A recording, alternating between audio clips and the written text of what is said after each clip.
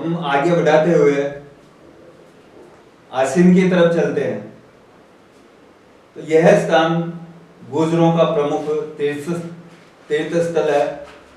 मुगल बादशाह अकबर की सेना ने यहाँ पर आक्रमण कर दिया था, जिसमें सवाई भोज की मृत्यु हो गई थी। उस समय के अवशेष आज भी यहाँ पर मौजूद है। उस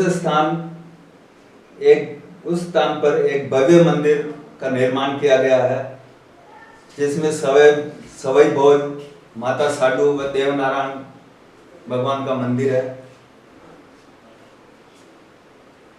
यहाँ पर इसके समीप ही मालाशेरी की डूंगरी, जहाँ श्री देवनारायण का जन्म हुआ, यह आसपास का क्षेत्र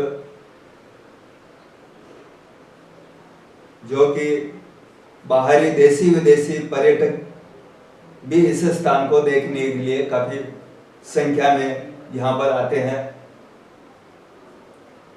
इसके पास ही कुछ दूरी पर माता बंकिया रानी का विशाल मंदिर बना हुआ है। यहाँ पर हमेशा श्रद्धालुओं की भीड़ लगी रहती है। फिर आसीन के बाद अपन चलते हैं आगे बदनौर की तरफ। बदनौर में इस क्षेत्र को एक बदना नामक राजा परमार द्वारा 845 ईस्वी में बसाया गया था। यहाँ पर एक 7 मंजिला दुर्ग बना हुआ है, जो अत्यंत भव्य लगता है। इसका निर्माण 1584 में किया गया था, जिसको वैराटगढ़ के नाम से जानते हैं। यह क्षेत्र पहले वर्धनपुर के नाम से जाना जाता था। यहाँ के राजा महाराणा लाखा ने वीरतापूर्वक युद्ध करके मुगल बादशाह मोहम्मद शाह लोधी को खदेड़ दिया था। यहीं पर विराटगढ़ को ध्वस्त करके एक नए नगर का निर्माण कराया गया। वहाँ पर विराट माता के मंदिर की स्थापना की। यहाँ पर जल महल भी काफी आकर्षक है। इसके अलावा यहाँ पर भगवान श्री विष्णु का अत्यंत प्राचीन मंदिर है। मेवाड़ के इस क्षेत्र में इस स्थान पर एक विजय स्तंभ भी बना हुआ है, जो चित्तौड़गढ़ में बने विजय स्तंभ की अपने को याद दिलाता है। इसके अलावा द्वारकाधीश मंदिर, सीताराम जी का मंदिर, अंजना का गोपाल मंदिर व कुशला माता का मंदिर आदि अनेक भव्य मंदिर यहाँ पर बने हुए हैं। इनकी वजह से ही इसको धार्मिक नगरी के नाम से भी जानते हैं। इसके पास ही एक धनौक माता का मंदिर भी बना हुआ है, जो श्रद्धालुओं को अपनी ओर आकर्षित करता है। यहाँ पर हर वक्त श्रद्धालुओं की भीड़ लगी रहती है। अब इसके आगे के क्रम में हम चलते हैं बनेड़ा की तरफ। बनेड़ा का दुर्ग भी काफी प्राचीन है तथा अपना एक अलग महत्व रखता है। इसके इतिहास को अगर हम देखते हैं तो इस बनेड़ा के दुर्ग का निर्माण सरदार सिंह द्वारा कराया गया था। यहाँ का जल महल भी काफी आकर्षक है। इसके चारों ओर पानी होने की वजह से यह एवं एक तरफ पहाड़ी होने की वजह से होने के कारण और भी यह सुंदर लगता है। बनेड़ा में नग्न मूर्तियां मिलने के कारण इसको भिलवाड़ा का मिनी खजुरहा भी कहा जाता है। इसके पश्चात हम सापुरा की बात करते हैं तो सापुरा में एक राम स्नेही संप्रदाय का मुख्य शक्तिपीठ है।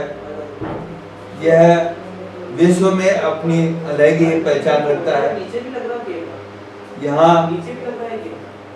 श्री रामचरण जी महाराज का समाधि स्थल है, जिन्होंने राम स्नेही संप्रदाय की स्थापना की थी। इस पीठास्थल की स्थापना सन 1751 में की गई थी। यहाँ पर बनी छतरियां, गुंबद काफी आकर्षक एवं भव्य लगती है। इसके पास ही एक सरोवर है जो यहाँ के सौंदर्य में और भी चार चांद लगा देता है। यहाँ अंदर कस्बे में घुसते ही बालाजी की छतरी व अन्य कई मंदिर बने हुए हैं।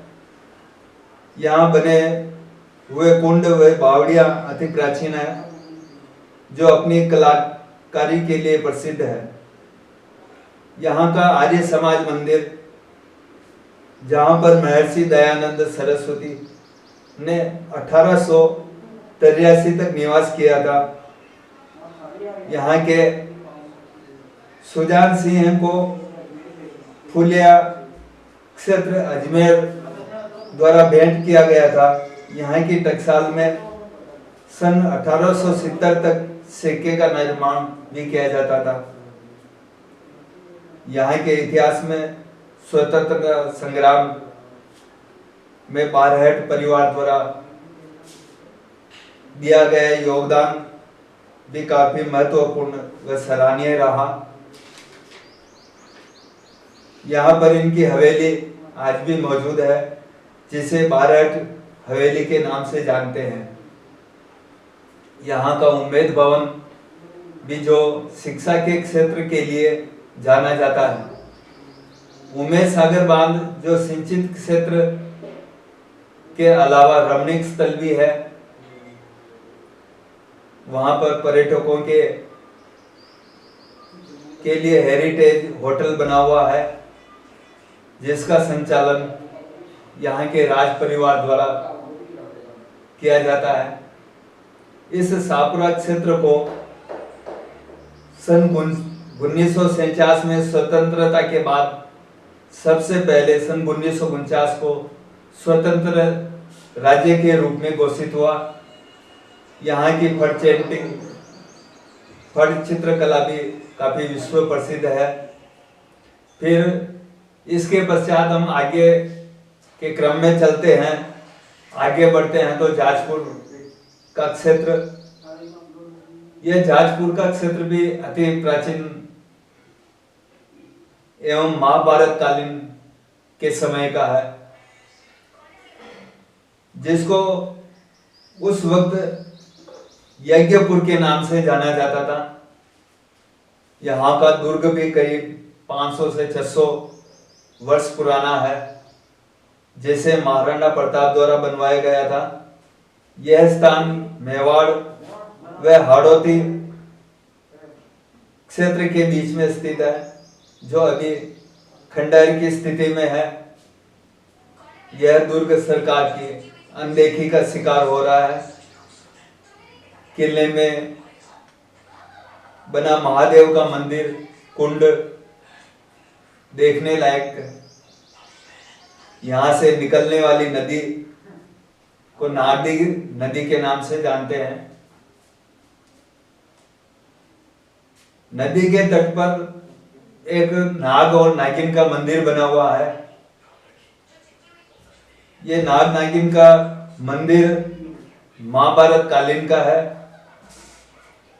इसकी वजह से इस नदी का नाम भी नागदी नदी हुआ। कहा जाता है कि उस वक्त युधिष्ठिर के पौत्र राजा जन्मदेव द्वारा नाग नागिन की पूजा अर्चना व यज्ञ किया गया था। इसी नदी के तट पर एक नागदी बांध भी बना हुआ है। यहाँ का एक नवीनतम व आधुनिक जहाजनुमा एक जैन मंदिर बना हुआ है, जो अपनी कलात्मक दृष्टि से काफी महत्वपूर्ण है। इसके पास ही एक स्थान ऐसा है जिसे दौड़ के नाम से जानते हैं। यहाँ एक बार पृथ्वीराज सिसोदिया की पत्नी रूठ कर इस जगह पर आ गई थी। उस जगह पर एक महल बना हुआ है। उस महल को रूठी रानी के महल के नाम से जानते हैं। यहाँ का बना शिव मंदिर, जिसको यशोदा देव की पट शिवालय के नाम से जाना जाता है, इसके समीप ही अमरगढ़ नामक स्थान पर बनी हुई छतरिया अत्यंत ही आकर्षक लगती है। फिर इसके क्रम को आगे बढ़ाते हुए अपन चलते हैं त्रिवेणी की तरफ। यह स्थान भी भीलवाड़ा से करीब 30 किलोमीटर की दूरी पर स्थित है। यहाँ 3 नदियों के मिलने के कारण इस स्थान को त्रिवेणी संगम के नाम से जाना जाता है। संगम वाले स्थान पर एक महादेव मंदिर, जिसको नीलकंठ महादेव अथवा मैनालेश्वर महादेव का मंदिर कहते हैं। इसके पश्चात हम चलते हैं आगे कोटड़ी की तरफ। यह स्थान जिला मुख्यालय से करीब 23 किलोमीटर की दूरी पर है। यहाँ का 4 भुजा मंदिर काफी भव्य व सुंदर बना हुआ है। यहाँ हर समय श्रद्धालुओं की भीड़ लगी रहती है। यहाँ का फूल डोल का उत्सव, जिसमें श्री 4 भुजा नाथ की सवारी निकाली जाती है, धूमधाम से मनाया जाता है। इस मूर्ति के बारे में कहा जाता है कि जब तक इसका समय नहीं होता है तब तक वो मूर्ति हिलती नहीं है, जब तक उनकी सवारी नहीं निकाली जाती। उसके बाद ही अपने रथ में सवार होकर श्री 4 भुजानाथ नगर भ्रमण पर निकलते हैं, ऐसा मानते हैं।